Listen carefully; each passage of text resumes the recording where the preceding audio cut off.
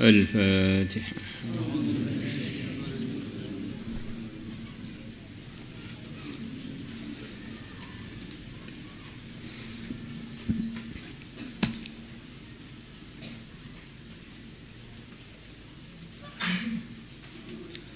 بسم الله الرحمن الرحيم.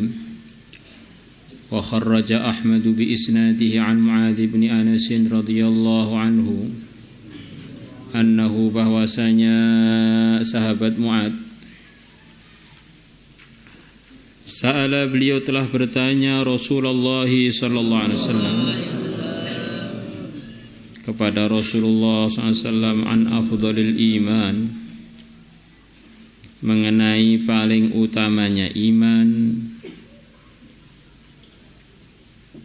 Maksudnya bagaimana afdhalul iman, paling utamanya iman. Sementara jawaban yang dijawab oleh Nabi kaitannya bukanlah dengan keyakinan, tapi kaitannya dengan amalan. Dohirnya begitu itu. Kalau iman kan rukunnya ada 6 itu. Iman kepada Allah, kepada para utusan Allah, kepada para malaikat, kepada kitab-kitab Allah, kepada hari akhir, kepada takdir. Nah, ini tidak termasuk di 6 itu.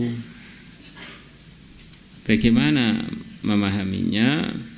Di antara cara memahaminya, sebelum kata-kata al-iman ini ada mudhof ilaih yang dibuang, yang bunyinya kurang lebihnya an afdhali a'malil iman, mengenai paling utamanya amalan-amalannya iman, amalan-amalan yang muncul sebab orang itu beriman.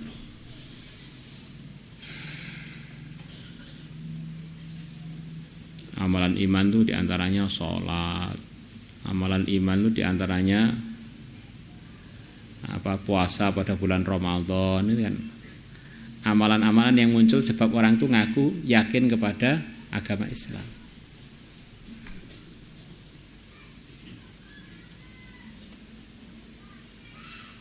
Sebagaimana sering kita dengar bahwa kalau orang melihat dari kalian kemungkaran, maka supaya merubahnya dengan tangannya, dengan kekuatannya. Kalau dia tidak mampu, kalau dia tidak mampu, maka supaya dia merubahnya dengan lisannya.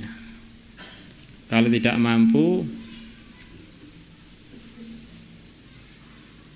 supaya mengingkari dengan hati. Man ra'a minkum munkaran falyughayyirhu bi yadihi fa illam yastati' fa bi lisanihi fa illam yastati' fa bi qalbihi. Terus kemudian Nabi bersabda wa laisa ba'da dzalika mithqalu dzarratin minal iman. Selepas tidak ada ingkar dengan hati, maka iman itu sudah enggak tersisa walaupun sebiji dzarrah. Bagaimana? Kok iman enggak tersisa sebesar biji dzarrah itu bagaimana? Padahal ingkarul mungkar bukan termasuk keyakinan. Ingkarul mungkar itu bukan termasuk bagian yang diimani. Bukan termasuk rukun iman. Kok bisa disabdakan oleh Nabi yang tidak mengingkari dengan hati, maka di hatinya sudah tidak ada walaupun sebiji dzarrah dari iman.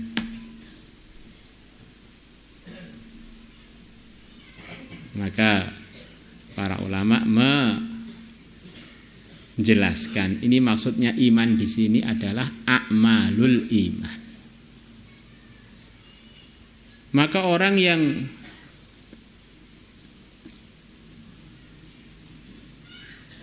tidak mengingkari dengan hatinya itu, dia sudah tidak punya amalan iman sedikit pun dalam menyikapi kemungkaran itu.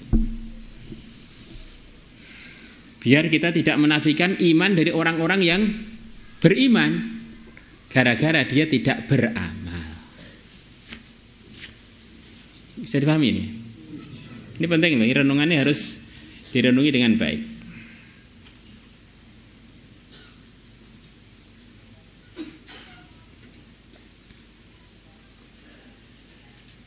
Karena di zaman sahabat sendiri ada penguasa-penguasa yang zalim.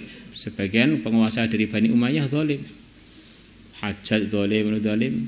Sahabat tuh zahirnya itu sama sekali nggak mampu berbuat untuk ingkarul mungkar. Sekian banyak sahabat.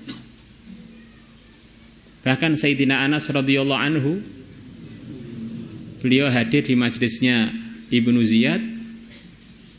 Tengah-tengah beliau hadir di situ itu kepalanya Sayyidina Husain didatangkan, dipotong dari badan beliau yang mulia, diletakkan di depannya Ibnu Ziyad dan di depannya sahabat Anas.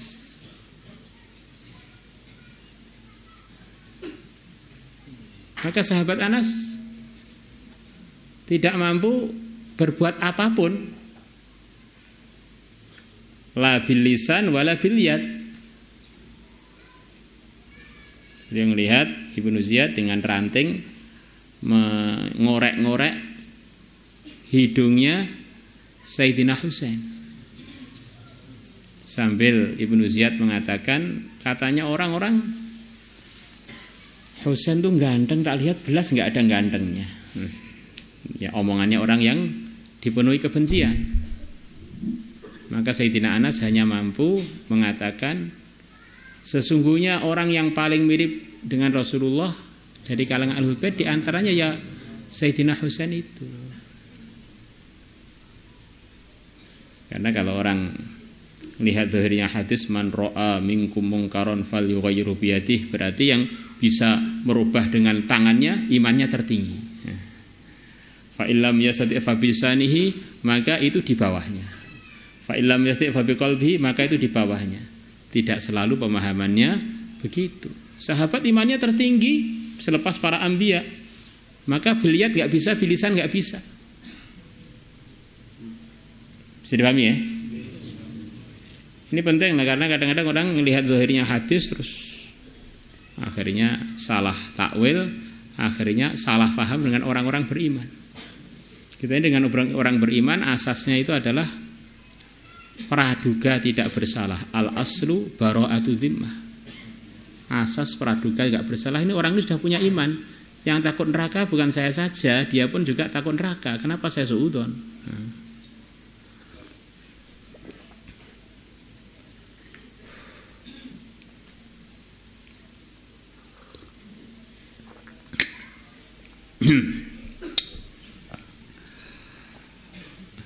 Annahu, bahwasanya sahabat Mu'adz Sa'ala telah bertanya Rasulullah sallallahu alaihi wasallam an afdhalil imani, dari paling utamanya amalan iman.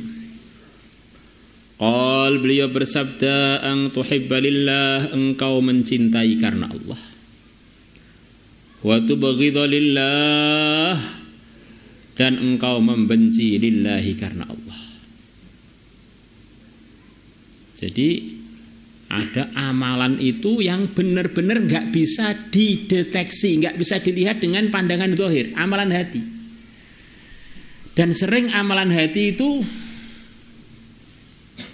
adalah lebih istimewa, lebih penting melebihi amalan zahir.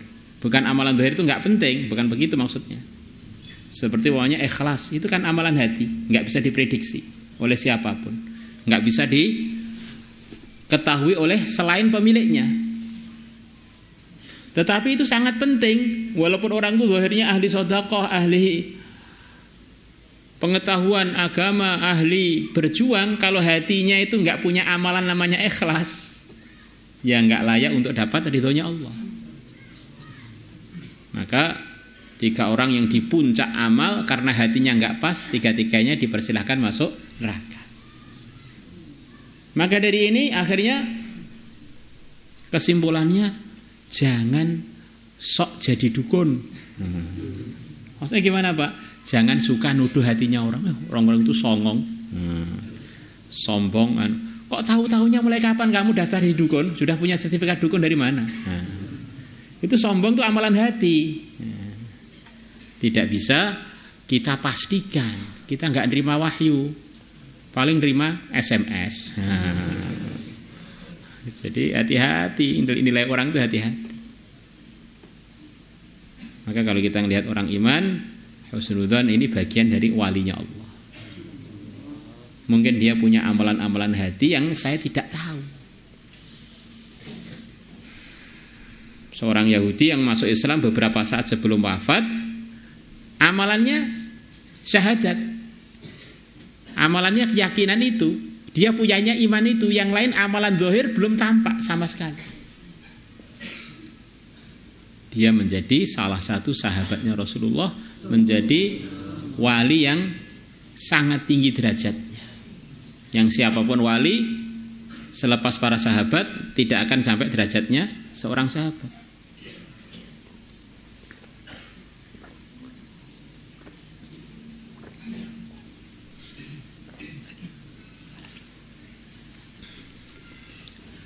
An tuhibba lillah wa tubghidha lillah.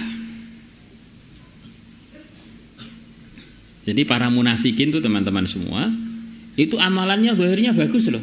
Banyak yang bagus. Sholat pun tidak pernah bolong jamaahnya itu, bukan sholatnya, jamaahnya jarang bolong. Kecuali munafikin yang senior. Mungkin dengan sebagian dari kita kalah rajin sholat jamaahnya dengan para munafikin di Madinah. Tetapi hatinya nggak benar.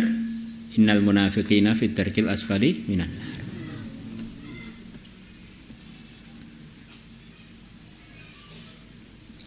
Maka kalau kita ngajak kepada kebaikan, program kebaikan itu nggak usah nuduh-nuduh hati orang yang kita program bagaimana, itu sudah, itu bukan urusan kita. Urusan kita ngajak, urusan kita program, urusan kita buat kebaikan. Jangan sampai kita ini nggak terasa jadi dukun palsu. Nuduh-nuduh hatinya orang begini. Wa tu'mila lisanaka, dan kamu menggunakan, memperkerjakan lisanaka, lidahmu, fi dzikrillah, di dalam mengingati Allah.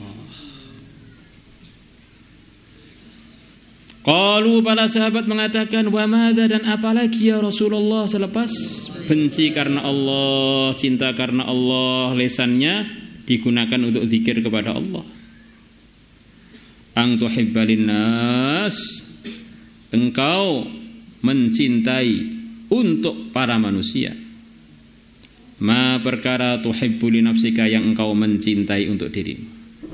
Dalam riwayat yang lain berupa kebaikan. Kalau kita ini pengen diri kita ini badannya sehat, badannya terawat, berupa kebaikan, maka kita sampaikan pada teman-teman kita pentingnya kesehatan, pentingnya perawatan jasad. Kalau kita ini pengen diri kita masuk surga, derajat tertinggi, kita sampaikan kepada teman-teman kita bagaimana ayo bareng-bareng cari derajat tertinggi di surga. Ini diantara amalan tertingginya iman.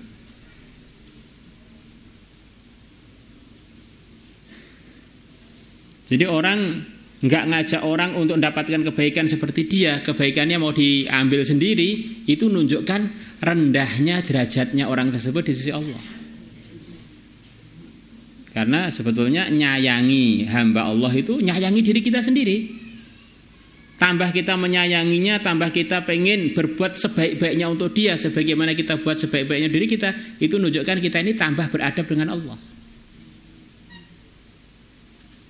Ini khusus saya, lain saya nggak boleh. Nah ini sudah mulai derajat kita rendah.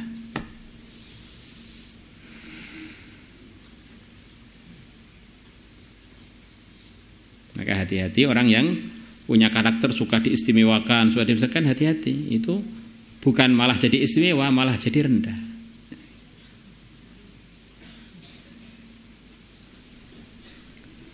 Wa takraha lahum ma takrahu li nafsik, dan kamu tidak menyukai untuk mereka ma perkara takrahu yang kau tidak menyukainya li nafsika untuk dirimu.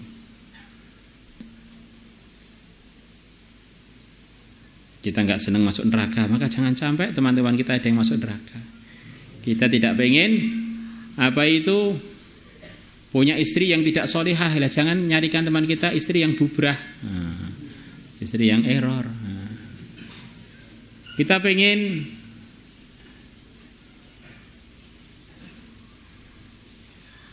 punya rezeki halal yang banyak, lah itu Bagaimana kita usahakan untuk teman-teman kita juga dapat begitu itu juga. Kita nggak pengen keluarga kita berantakan, ya jangan berantakin keluarganya orang.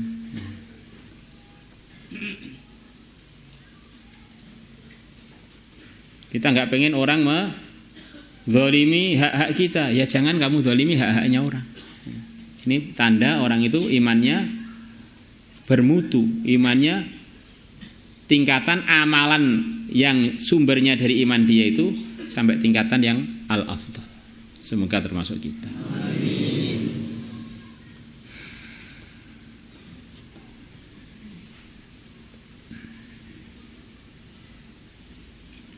Allahu Akbar. Ya, hari ini satu hadis saja berarti. Maulaya salli wa sallim daiman abadan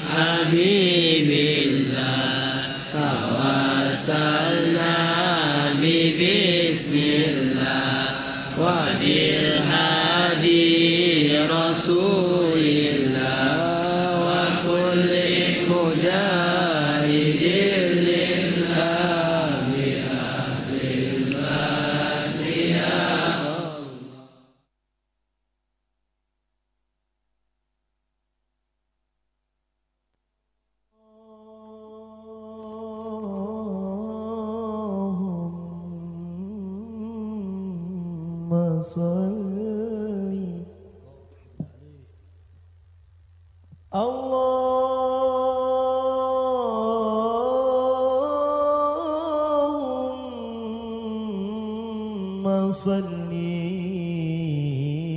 wa sallim